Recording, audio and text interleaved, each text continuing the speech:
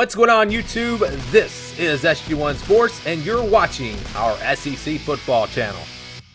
And, of course, it's another matchup between Saban and another assistant coach, and Kirby Smart being the most celebrated and decorated of those recent assistants with a national championship appearance against Saban a few years ago and an SEC title game on the line 1 year later. So it's, again, Smart versus not now Saban, but the Saban program, the Saban team in Tuscaloosa, but Georgia playing much better football, especially on the defensive side, where to compare the athletes, you would think, well, the defensive personnel is comparable, but man, Alabama was just ravaged by Ole Miss last week, where for Georgia, let's focus on the defensive effort that, I looked at today, Palmer, and it's just incredible to look at the numbers against Arkansas, Auburn, and Tennessee, three capable offenses in which they're limiting, 2.8 yards per carry, 1.8 yards per carry, -1 yard against Tennessee, barely 50% passing, just around 200 yards total offense in these games. And then these teams are turning around and putting up decent numbers against other teams and giving up next to no points in these games. So the Georgia defense, beyond the numbers, is just flying to the football and showing all that future NFL talent.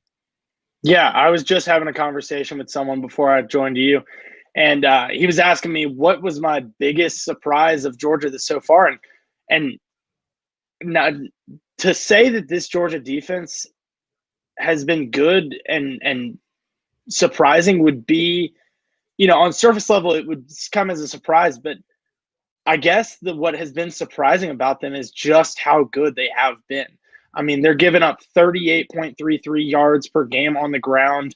You just mentioned those, averages that they've held very good offenses to. I mean, Auburn is an offense that is built on the run game, and in the past they have been, at least. And so Georgia shut them down. Tennessee came in as one of the, best offensive football teams in the country in terms of running the ball with that big offensive line, and Georgia held them to -1 yards on the ground. So I guess to me, that has been the biggest surprise of Georgia so far, and just the fact that they have been this dominant on defense. I certainly think that that'll be challenged this week with the rushing attack that Alabama brings with Najee Harris. We talked to Kirby Smart earlier this week. He said, on Monday, he said he thinks that Harris is one of the best, if not the best, running backs in the country. And I the film doesn't lie. I definitely think he's up there as one of the best running backs in the entire country. Yesterday we spoke with him, and he said that Harris, causes an issue for Georgia. Just the way that he is so dynamic in the running game and also capable of being used in the passing game. But as Smart pointed out, it's not all Harris. That offensive line is huge. They're averaging 330 across the board. With some massive guys at the tackle positions. Jordan Davis is going to be a huge factor in this game for Georgia. Big number 99 in the middle, comes in at 330 pounds, 6'6", 330. If as Smart said, if he could have three Jordan Davises lining up on the defensive line this week, he'd feel a lot more confident. And so I think Georgia's ability to plug the middle there with Jordan Davis and be able to keep contained on the outside with the talented outside linebacker room, I think that's going to be one of the key deciding factors in this game.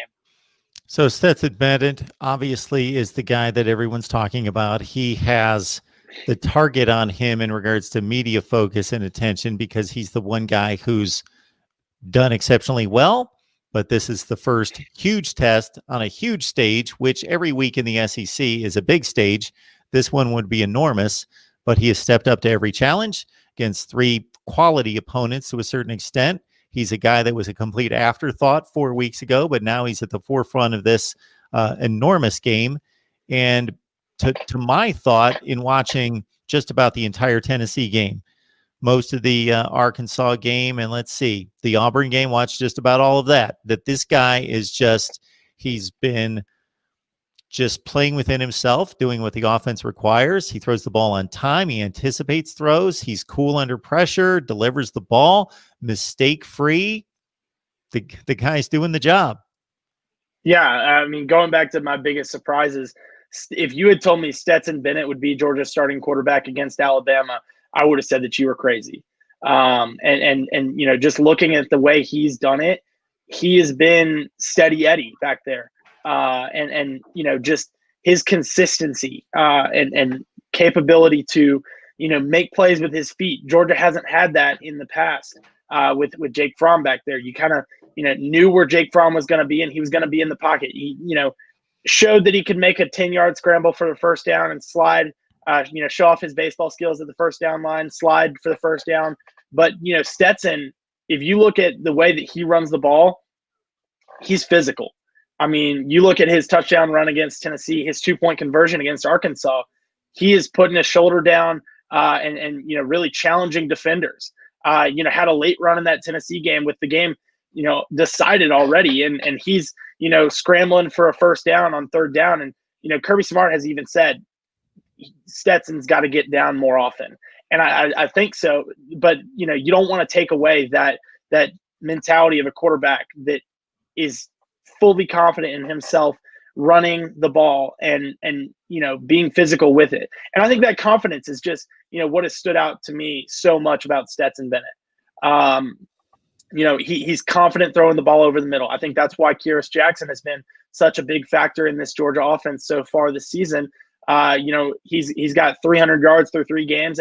If you had asked me what Georgia receiver was going to have put up those kind of numbers this early, I would have said George Pickens. And Pickens is, putting up. He had a touchdown against Arkansas, had a touchdown against Auburn as well. He's drawing double coverage, and I think a lot of that attention being drawn to the outside for George is opening up a lot of the opportunities in the middle for Kearis Jackson. And so, but going back to Stetson Bennett, I think just his confidence and his demeanor in the pocket, calm and collected under pressure, and his ability to make plays, he certainly has impressed me so far this season. And I'm excited to see what he can do against an Alabama defense. Just to keep the water bottles away from George Pickens, I guess. Yeah, that was certainly a surprising penalty to see, and I know that was one that Kirby Smart was not happy with. Got Palmer Tom's on the line from Dogs 247 Sports. Of course, Georgia, Alabama, the game of the year thus far, and it should be a huge one in Tuscaloosa, and certainly altered by the news of Nick Saban. One last thing on this would involve Saban and the aura and the dynasty, and now Kirby Smart trying to catch Saban in the SEC and being right there in regards to recruiting and talent and personnel on the field. Was that talked about at all, just in regards to trying to finally get that win against Alabama and show, hey, we're the best in the SEC now? Yeah, I mean, I think Georgia's had 2 cracks at Nick Saban under Kirby Smart, and Kirby has had 2 cracks at his, former head coach. And I think Georgia has come away from both those games feeling like they easily could have won that. You look back at the 2017 national championship game in January of 2018.